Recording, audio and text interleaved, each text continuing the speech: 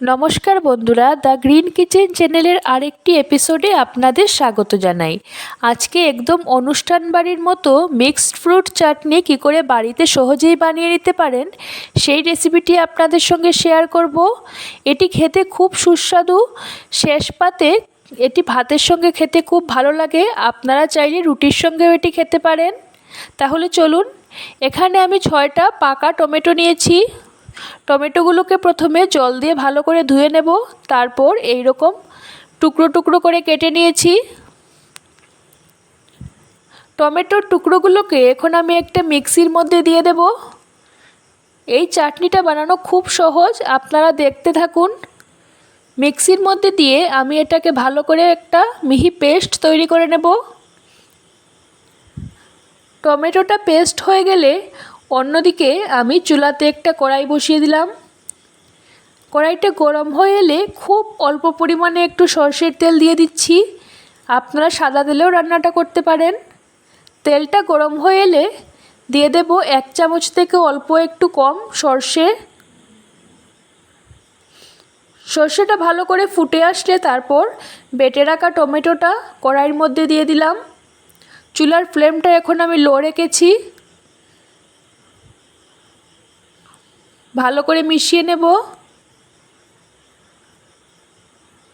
অল্প খানিকক্ষণ ধরে নাড়াচাড়া করে নেবার পর আমি টমেটোর মধ্যে দিয়ে দিলাম অল্প খানিকটা হলুদ গুঁড়ো, আর দিয়ে দিচ্ছি অল্প একটু নুন। আবারও ভালো করে মিশিয়ে নেব।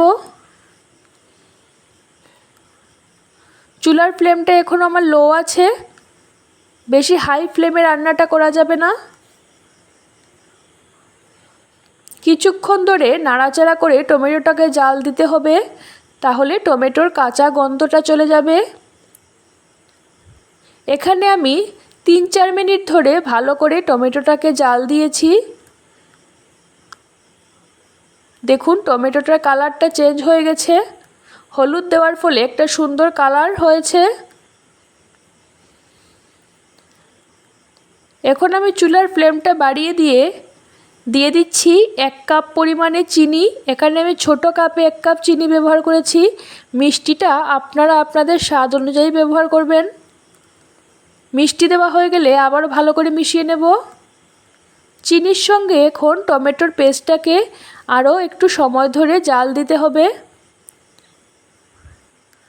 দেখবেন একটু পর থেকে খুব সুন্দর একটা গন্ধ বেরোবে এবং টমেটোটার রঙটাও চেঞ্জ হয়ে একদম লাল হয়ে যাবে।